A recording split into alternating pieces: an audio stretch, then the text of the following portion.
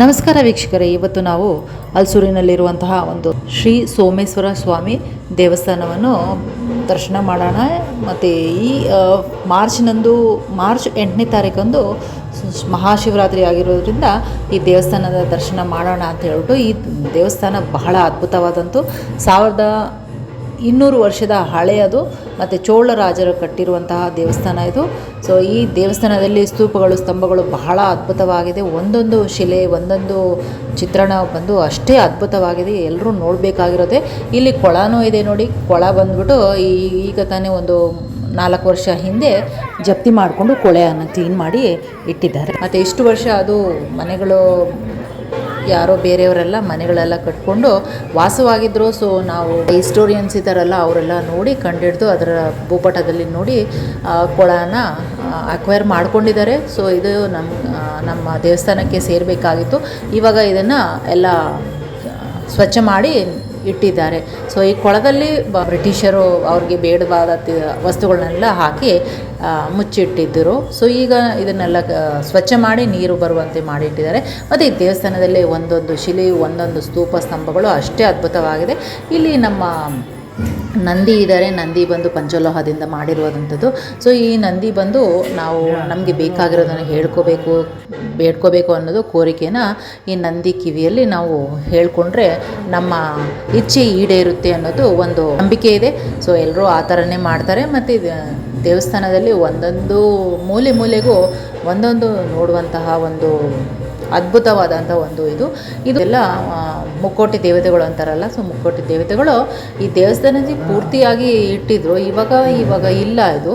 So ಒಂದು ಕಡೆ ಮಾತ್ರ ಇಟ್ಟಿದ್ದಾರೆ. ಮತ್ತು ಈ ದೇವಸ್ಥಾನದಲ್ಲಿ ಇಂಚಿಂಚು ಮೂಲೆಗೂ ನಾವು ಸಣ್ಣ ಮಕ್ಕಳಿದ್ದಾಗ ನೋಡಿದ್ದು ಬಹಳ ಅದ್ಭುತವಾದಂತು. ಈ ದೇವ್ರದ್ದು ಚಿತ್ರಣ ಪಟ ನೋಡಿ ಎಷ್ಟು ಅದ್ಭುತವಾಗಿದೆ. ಮತ್ತು ಗರ್ಭಗುಡಿಯಲ್ಲಿ ನಾನು ದೇವಸ್ಥಾನ ತೋರಿಸಿಲ್ಲ, ಯಾಕಂದರೆ ನಾವು ಹೋಗಿ ದೇವ್ರನ್ನ ನೋಡಬೇಕಾಗಿ ಕೋರ್ಕೊಳ್ಳೋದ್ರಿಂದ. ಸೊ ನೀವೆಲ್ಲ ಬಂದು ಈ ದೇವಸ್ಥಾನದಲ್ಲಿ ನೋಡಬೇಕು. ಯಾರಿಗೆ ಗೊತ್ತಿಲ್ಲ, ಸೊ ಅವರು ಈ ದೇವಸ್ಥಾನ ಬಂದು ನೋಡಿ. ಬಹಳ ಅದ್ಭುತವಾದ ಮತ್ತು ಅಷ್ಟೇ ಪವಾಡಗಳು ನಡೆಯುವಂತಹ ದೇವಸ್ಥಾನ ಇದು. ಅಷ್ಟೇ ದೊಡ್ಡ ವಿಶಾಲವಾದ ದೇವಸ್ಥಾನ.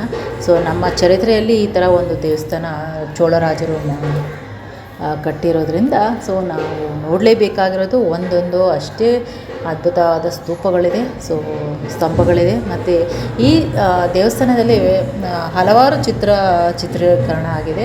ಸೊ ನಾವು ನೋಡಲೇಬೇಕಾಗಿರುವುದಂಥದ್ದು ಈ ದೇವಸ್ಥಾನದಲ್ಲಿ ಬಹಳ ವಿಷಯಗಳಿದೆ.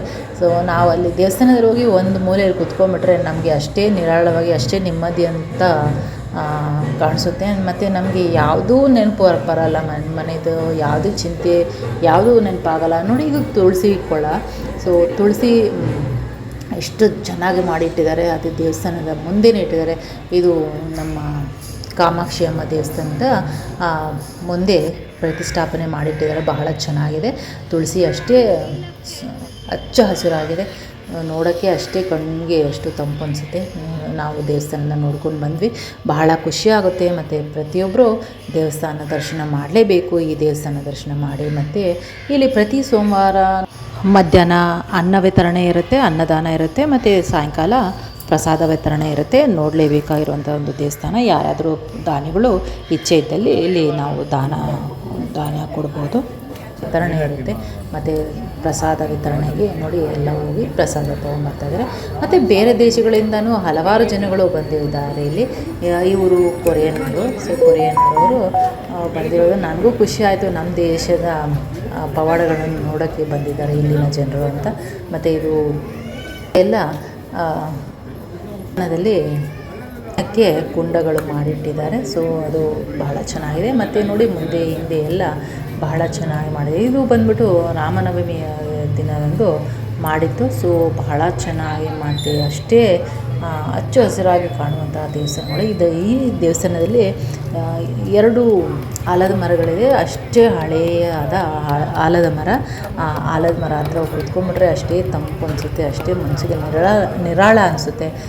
ಪ್ರತಿಯೊಬ್ಬರು ನಮ್ಮ ಬೆಂಗಳೂರಲ್ಲಿರೋರು ಈ ದೇವಸ್ಥಾನದೊಮ್ಮೆ ನೋಡಿ ಭೇಟಿಯಾಗಿ. Thank you so much.